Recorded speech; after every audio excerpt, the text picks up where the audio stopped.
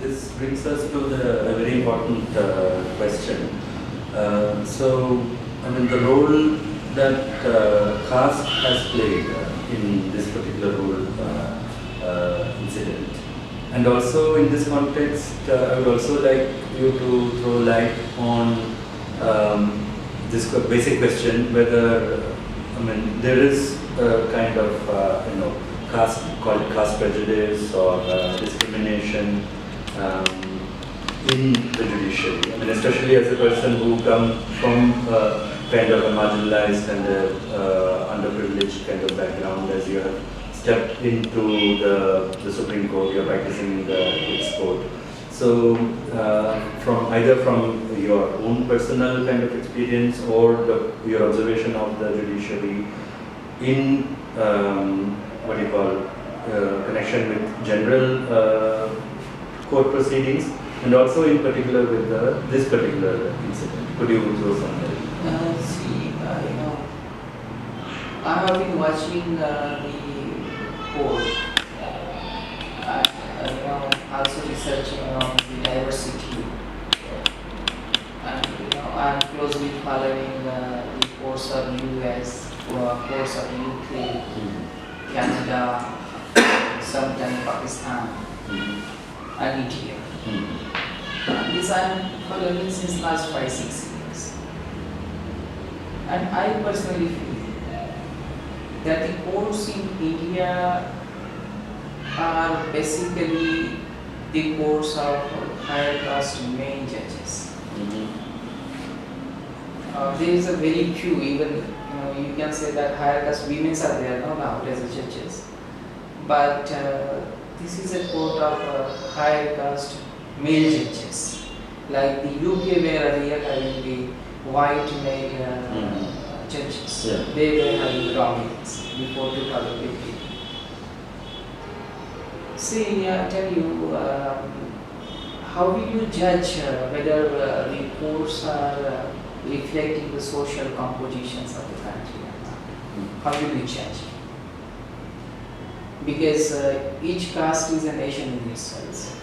They have their different idea of justice, and they have different languages, a different perception.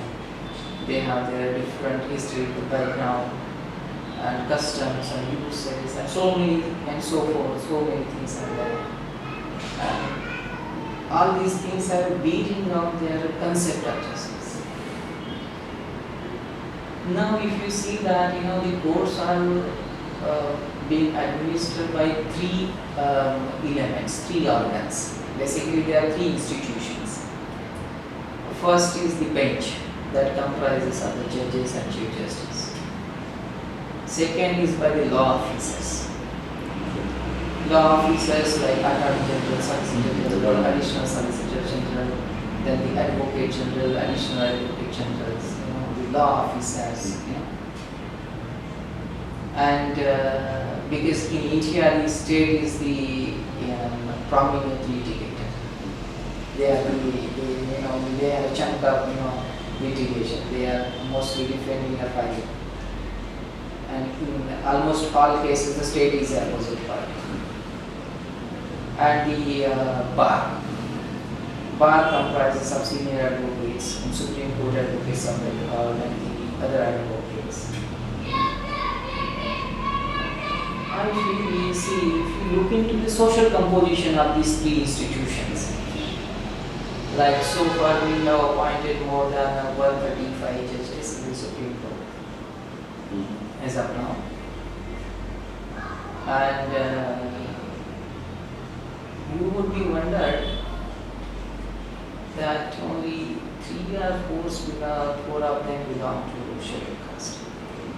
One of them became the chief justice. Yes. I don't remember about the scheduled tribe judge so far in the Supreme Court. I don't feel that any scheduled tribe was appointed. They have a population roughly around 10 crores of the country, and 10 crore population means, I tell you, it is like more than many countries' populations. If you go to Egypt, so 2.5 more than I think more than twice population of the UZ, and 5 Australia.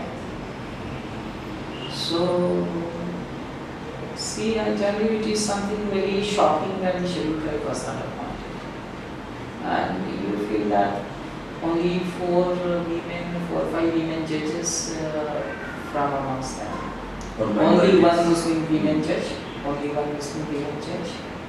and that too around 90s. And see, we have seen, I think, 13, 14 attorney generals, something like that, because two attorney generals were holding the office twice. None of them belong to SC, ST, and even OBC. Yeah. So far, I think the Solicitor Generals may not be any OBC. Forget about the Attorney General. And then I tell you, we must have appointed now hundreds of additional Solicitor Generals also, and thousands of Advocate Generals. But none of them belongs to scheduled caste. Yes, sir. Yeah, in the country. I mean, in the states also. In the states also. Means at least I think we must have appointed right from 1950, we must have appointed somewhere thousands of Advocate Generals and some few hundreds additional Advocate Generals. But none of them I personally feel, because this is my consistent research. And so far I never have come across to any person who was holding that office and who was from the SC STs. So this is the phenomenon. Now we will come to third aspect.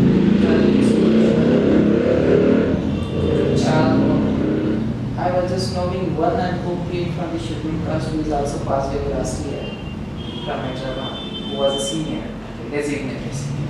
Advocate Bojata, you may be. Bojata, legendary person. Thereafter I did not see any man. And see, just before 4 or 5 years, Delhi High Court appointed its first scheduled caste judge. Just before 4 or 5 years. Maharashtra, you see, even today, I think there are 2 scheduled caste judges in Bombay. There may be some variations in numbers in Tamil Nadu. I think Tamil Nadu being a progressive state. But by and large, the picture is the judiciary means it is an institution of complete exclusion of SC STs and most of the backward castes. Now, if you feel that this population means SC ST population, they are around 34 crore population in the country. That is more than 1 or 2 crore population of the United States of America. And they do not have one single judge sitting in the Supreme Court. They do not have more than 15 to 20 judges all over the country in the high courts. And you see, even if there are some 1 or 2 in one of the other high courts, they are appointed as a matter of token. They are just like tokenism. I mean, just to show as there is one. That is actually corroding the institution of justice. People do not have a firm faith in the judiciary. And one day I told one of the honorable judges of Delhi High Court, and the hearing was going on before the Delhi High Court, and there was some questions were put forward from the bench. And I told the honorable bench of the Delhi High Court that outside of this court there is a louder voice that judges are against the SC STs. And the honorable judge took it in a very positive manner. Because I tell you why. The reason is we have not passed any act under Article 15 of the Constitution which prohibits caste discrimination in public institutions. That is the biggest failure of the system. Now, if you say that only one community is there and which can represent the interest of all, it does not happen. Look at the battle between the so-called upper caste people of Hinduism and the backward classes and SC/STs over the reservation. The parliament, which has the representation of the backward classes SC/STs, passes many acts in favor of SC/STs for the reservation. And there are several amendments. You know, if you can pick up only one Article 16 of the Constitution, there are many amendments granting right of reservation to the backward classes SC/STs. But the moment that amendment lands before the Supreme Court, in some challenge, the essence of that amendment will be taken away, and it will be qualified by many considerations. Article 16(4) and 4A have been amended. Yeah, so it will be qualified, so that the implementation of it will be very difficult. And you see, there are certain notions when you have a single caste institution, you develop that kind of notion. And as Babu Ambedkar rightly said, he said about the Chief Justice while discussing about the power of appointment of the Supreme Court and High Court judges on 24th May 1949, that Chief Justice is a man of all the feelings, all the sentiments of the common man. Means he is not about the common man. He may be a prominent man, but he has all the sentiments, all the feelings. So, if it is applicable to the Chief Justice in the eyes of in the opinion of the father of the Constitution, it aptly applies to the other judge also. Obviously.